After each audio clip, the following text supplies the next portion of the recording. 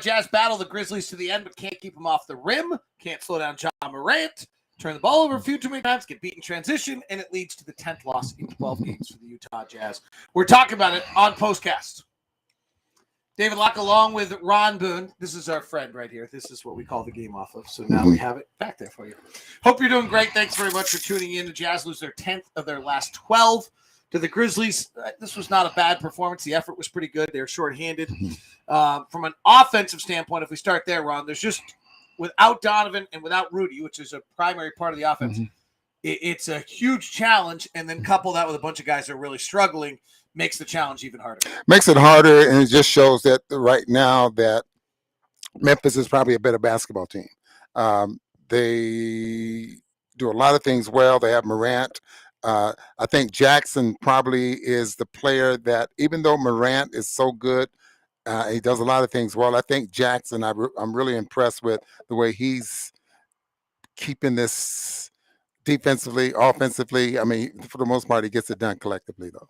Yeah, I mean, hey, we could stop first before we all freak out for a little bit. Like, losses aren't fun, but if the Jazz open the year with a team where Bojan Bogdanovic, if our roster to start the season was Mike Conley, Joe Ingles, Bojan Bogdanovic, Royce O'Neal, and Hassan Whiteside, and that with Jordan Clarkson, that's not going to win a lot of games. That's not a playoff team. That's not so. The fact we're losing games is not great, but it's clear that a bunch of Bojan's really struggling right now, which is too bad with the shot. Jordan gets a higher burden and a higher place on the.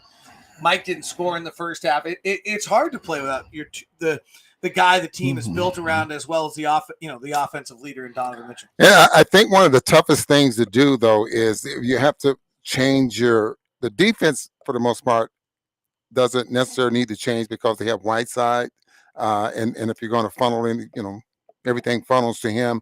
But the offensive side of it changes a little bit because of Donovan and his 20 shots a ball game. The way he can break the defense down, get to the free throw line. How many free throws did we shoot tonight? We ended up taking 21 free throws before the time the night was over.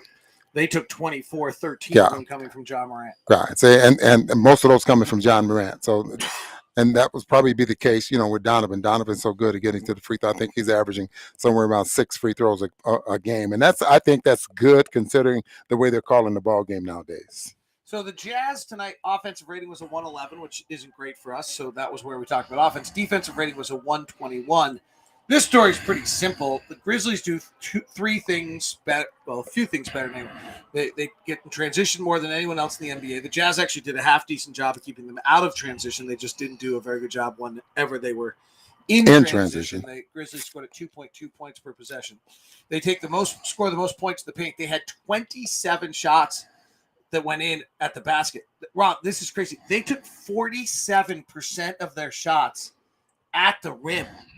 So now, obviously, if Rudy's in the game, that changes. But still, the fact that they were able to get to the rim at 47% of their shots at the rim, we can say, okay, Rudy's there. They're not going to, but they're still getting there. This is the same problem that the Jazz have with or without Rudy, which is we can't keep people contained at all on the dribble, and that showed tonight as well.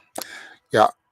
I was thinking, okay, if Rudy's playing, now you got Hassan Whiteside and Rudy, maybe you could cut that in half.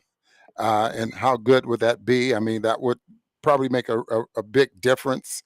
But, the fact that the Jazz having to go small with Pascal at protecting the rim or Rudy Gay protecting the rim, and then the Grizzlies are so good at getting there, makes it awfully tough to keep them away from coming up with that many attempts at the rim. What do you think of Ja Morant, 30-point triple-double? I thought it looked easy. I mean, not easy. It just looked like he wasn't working very hard to get it done. I mean, he's some guys, Jason Tatum, he got 51 points one night, but it looked like he was shooting every time he touched the ball. I mean, that's the way it was with him. It doesn't necessarily look that way with Ja Morant because he does penetrate, distribute, but he does get to that free throw line because he's just so crafty. I'm impressed with him for sure. Daniel House is the Jazz leading scorer tonight. That's a sentence I never thought I would say this year. Well, because he wasn't on the roster, and I just never thought I'd say it. What did you see out of him?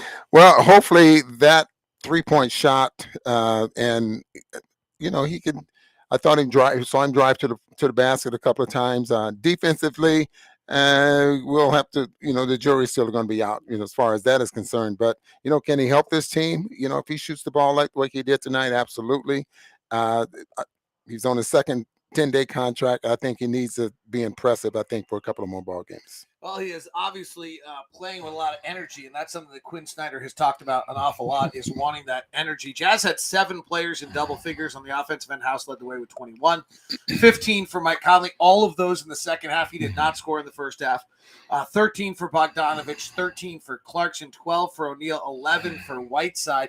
So you mentioned Boyan, 5 of 16, 1 of 9 from threes, 3 of his last, I think, 18 from 3 now in the last 3 games.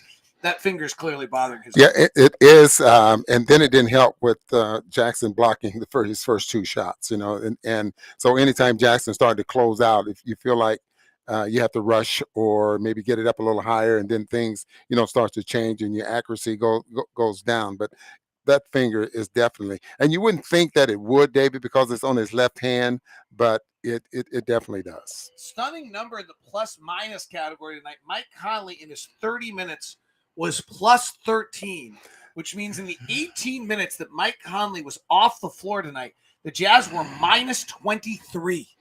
Like, if you don't think missing Donovan, it also is just what the Jazz were able to do last year, where they won a lot of games without Mike Conley or without Donovan Mitchell, is they were able to get offense out of a third ball handler, another point guard initiator, and things of that nature. And that is simply just not happening. It was usually Joe Ingles last year, and that is just not a part of his game this year.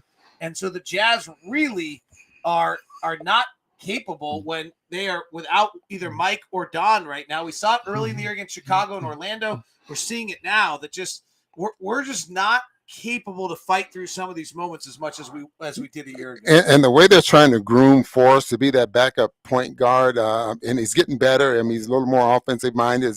His defense is definitely good enough, but as far as being a playmaker, he needs more work there. I think going forward, going into the playoffs, he's going to need to be a little bit better of a playmaker at that point guard position.